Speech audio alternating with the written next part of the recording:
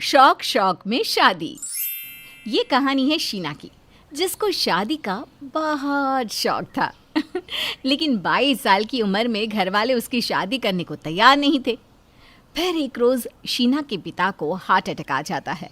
वो अस्पताल में होते हैं कि मुझे नहीं पता कि मैं कब तक रहूं। बस मेरे सामने शीना की शादी हो जाए, इसके लिए कोई अच्छा लड़का देख लो। ऐसे क्यों बोल रहे हो जी? आपको कुछ नहीं होगा। डॉक्टर ने साफ साफ कहा है आप ठीक है बिल्कुल। तभी शीना आ जाती है। अरे माँ, भगवान करे पापा लंबे जिए और जिएंगे भी, इसमें कौन सी दो राय है। लेकिन बोल रहे हैं कि मेरे लिए लड़का देखो, तो देख लो ना, कर लेती हूँ ना शादी। वैसे भी तो करनी है ना, कि नहीं करनी? हाँ बोलो।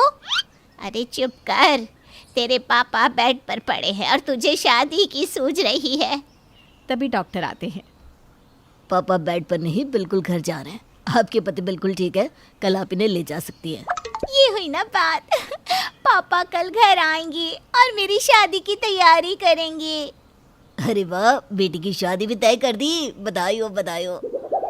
अरे नहीं नहीं, वो तो इनको लगा पता नहीं ये ठीक हो पाएंगे कि नहीं, तो इसी डर से बोल रहे थे कि अपने आगे ही शादी करते बेटी की। अरे आप तो खूब जिएंगे आराम से करिए शादी। नहीं नहीं नहीं नहीं, अब तो पापा ने बोल दिया है तो शादी अब करनी ही होगी हाँ हाँ बेटा, ज़रूर। मेरे ऑफिस में एक लड़का है, अच्छा पढ़ा लिखा है। मैं बात करता हूँ, कल ही बुलाता हूँ उसे मिलने के लिए। अगले रोज़ राकेश शीना के घर आता है। शीना को राकेश अच्छा लग जाता है और राकेश को शीना। मुझे राकेश पसंद है, मैं शादी के लिए तैयार हूँ तो बेटा कौन कौन है घर में? जी सिर्फ पापा है और मैं। माँ नहीं है मेरी, और बहन की शादी हो गई है। ओहो, लेकिन शीना तो इतनी जिम्मेदारी निभा नहीं पाएगी बेटा। आप लोगों के घर के लिए किसी घरेलू लड़की की ज़रूरत है। बाकी शीना की उम्र भी कम है। जी आप सही बोल रही हैं, मेरे घर में एक जिम्मेदार बहू की ज़रूरत है। मैं चलता हूँ। आपकी बेटी बहुत अच्छी है, लेकिन मेरे घर की ज़रूरत कुछ और है। राकेश जैसे ही उठता है, शीना ज़ोर से चिल्लाती है। ये कैसे पता कि मैं घरेलू नहीं हूँ? अरे शादी करना चाहती हूँ, यानी कि घर का काम काज आता है। और माँ, ऐसे रहा तो होली मेरी शादी। लेकिन बेटा, तुम बड़े शहर की लड़की हो, राकेश के पिता गांव में रहते हैं। वो महीने 2 महीने जाता है गांव में, तुमको गांव में रहना होगा। हाँ तो क्या हो गया, माँ भी तो रहती थी यहाँ जब आप विदेश में थे तब। लेकिन ये दिल्ली महानगर है, वो गांव है। नहीं नहीं शीना, ये शादी तुम्हारे लिए ठीक नहीं रहेगी। अभी तो तुम्हें अच्छा लग रहा है, लेकिन आगे तुम ही परेशान हो जाओगी। हाँ शीना, आंटी जी ठीक बोल रही है। मैं भी ऐसी लड़की देख रहा हूँ जो छोटे शहर से हो, जो गांव में मेरे पिता की सेवा कर सके, मेरी बहन की आओ भगत करे और वहाँ के रीति रिवाजों को समझे। लेकिन शीना के सर पर तो शादी का भूत सवार था। सुंदर सा राकेश उसे अभी किसी सपनों से राजकुमार से कम नहीं लग रहा था। शीना शादी की जिद करती है और राकेश भी मना नहीं कर पाता। दोनों की शादी हो जाती है। फिर शादी के बाद शीना, शादी के रस्म रिवाजों के बीच ऑफिस की काफ़ी छुट्टी हो गई है। कल मैं दिल्ली वापस जा रहा हूँ। वापस दिल्ली? अच्छा ठीक है, लेकिन मैं यहाँ कैसे? फिर शीना को शादी के वक्त के अपने वादे याद आ जाते हैं। ठीक है, लेकिन जल्दी आना। हाँ हाँ हाँ ठीक है। तुम पिताजी का ख्याल रखना। घर की साफ़ सफाई, खाना पीना सब तुम्हारे हाथ में है। हम लोगों के घर आने जाने वाले बहुत हैं, तो उन लोगों के लिए भी चाय नाश्ता। वैसे तो घर के कामों की मदद के लिए कमला बुआ है तुम्हारे साथ, लेकिन वो भी अब उम्र दराज हो रही है तो। अरे तुम चिंता न करो, वैसे भी मैं क्या करूँगी सारा दिन, यही सब करके टाइम पास करना होगा ना राकेश चला जाता है। राकेश के जाने के बाद शीना के ससुर कहते हैं, अरे बेटा शीना, चाचा जी आए हैं, ज़रा चाय नाश्ते का इंतज़ाम कर दो। उफ, ये चाचा जी भी ना पास में रहते हैं, लेकिन रोज़ रोज़ आ जाते हैं। शीना की बात बुआ सुन लेती है। यह शहर नहीं गांव है बेटा, यहाँ तो लोगों का वक्त ऐसे ही गुजरता है। चाय मैं बना देती हूँ तो कुछ नाश्ते की तैयारी कर ले। शीना बिना मन के नाश्ते की तैयारी कर रही होती है। क्या करूं, क्या बनाऊं? राकेश तो है नहीं, किसके लिए करूं ये काम? किसके लिए खाना बनाऊं? इन देहाती लोगों के लिए? कभी नहीं। ये रहे बिस्किट और ये है नमकीन। चाय बुआ जी बना रही है।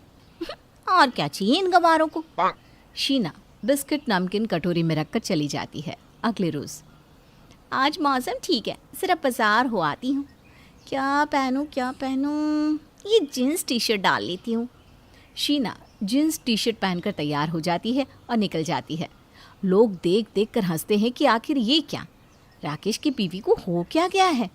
उधर दिन के खाने में ससुर बहू का इंतज़ार कर रहा होता है कि राकेश की बुआ कहती है, भैया खाना लगा दूँ, फिर दवाई भी तो खानी होगी। हाँ हाँ लगा दो। वैसे बहू कहाँ है? आज दिखाई नहीं दी। ठीक तो है ना वो? बुआ सास कुछ नहीं कहती, वो अंदर चली जाती है। वहीं बाजार में राकेश के दोस्त की भी दुकान होती है। अरे भाभी जी, ये क्या पहन कर घूम रही है? कैसे सब उनको देख रहे हैं। मैं राकेश को फ़ोन करके कहता हूँ कि भाभी को समझाए कि ये गांव है, यहाँ ये सब नहीं चलता। दोस्त राकेश को फ़ोन करके सब बताता है। राकेश शीना को फ़ोन करता है। कहाँ हो तुम? बाजार में ऐसे ही घूमने आई थी। क्यों? शीना, दोपहर के 2 बज रहे हैं। ये कोई वक्त है बाजार में घूमने का? घर में पापा को खाना भी तो देना होगा। और दूसरी बात, क्या पहना है तुमने? ये तरीका होता है क्या गांव में रहने का? ऐसे नहीं चलेगा। तुरंत घर जाओ और कपड़े बदलो। शीना को गुस्सा आ जाता है। उसे लगता है कि उसके ससुर ने पति के कान भरे हैं। कहने को ससुर है, लेकिन हरकत पूरी औरतों वाली। मुझसे बात करती, इनको फ़ोन करके भड़काने की क्या ज़रूरत थी? अभी खेल लेती हूँ। शीना गुस्से से घर जाती है और ज़ोर ज़ोर से चिल्लाने लगती है। क्या हो रहा है इस घर में? अरे एक शहर की लड़की किसी तरह आप लोगों के साथ रहने की कोशिश कर रही है, तो ये करेंगे आप लोग? अरे मैं जो मर्जी पहनूं। शहर में तो और छोटे कपड़े पहनती थी, लेकिन मजाल थी किसी की जो मुझे कुछ कहे। ससुर को समझ में नहीं आता कि बहू क्यों चिल्ला रही है। तभी कमला बुआ बाहर आती है। अरे क्या हो गया बहू, क्यों चिल्ला रही हो? क्यों क्या? राकेश को कैसे पता चला कि मैं जींस पहनकर मार्केट गई हूँ? अब जब मेरी डांट पड़ गई तो आप लोग मासूम बन रहे हैं। बेटा बाजार गई थी तो बता कर जाती। मुझे दवाई मंगवानी थी, खत्म हो गई है। तो मैं क्या करूँ? मैंने कोई ठेका तो नहीं लिया। ससुर की आंख में पानी आ जाता है। आसपास की बहुएं सर पर पल्ला रखकर कैसे घर का काम करती हैं, आने जाने वाले लोगों का ख्याल करती, घर का काम करती। काश ऐसी बहू मेरी भी होती, लेकिन अब क्या। बुआ सारी बात राकेश को बता देती है। राकेश शीना को फ़ोन करता है। शीना, अपने कपड़े तैयार कर लो, मैं कुछ दिनों के लिए गांव आ रहा हूँ। वापस मैं तुमको लेता आऊँगा। कुछ दिन अपने मायके में रह लो। शीना खुश है। अगले दिन राकेश आता है, चाय बनाकर पिता के साथ बैठता है। वो शीना के कमरे में भी नहीं जाता। आहट सुनकर शीना उठ जाती है और कमरे में जाती है, जहाँ राकेश पिता के साथ बैठा होता है। पापा मुझे माफ़ कर दीजिए। मैंने शीना की बात पर विश्वास कर उससे शादी की, लेकिन आपकी ये हालत मुझसे देखी नहीं जाती। मैं शीना को उसके मायके छोड़ रहा हूँ। मैं जैसी बीवी चाहता था शीना वैसी बिल्कुल भी नहीं है। शायद मैं भी शीना के लायक नहीं हूँ। मैं उसके पिता से बात करके तलाक लेने की कोशिश करता हूँ। शीना पति की सारी बात सुनकर परेशान हो जाती है। वो रोने लगती है कि तभी ससुर की आवाज़ उसके कान में आती है। अरे नहीं नहीं बेटा, बहू की उम्र ही क्या है। ऐसा नहीं है कि उसे कुछ नहीं आता।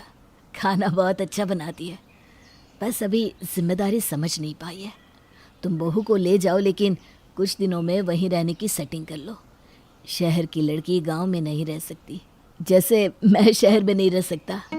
बेटा कमला और मैं तो बहुत अच्छे से हैं, बस तुम दोनों आते जाते रहना। शीना की आंख भर आती है। वो ससुर के पैर छूकर माफ़ी मांगती है। मैंने शौक में शादी की थी, लेकिन शादी के क्या मायने होते हैं मुझे आज पता चला। मुझे माफ़ कर दीजिए पिताजी।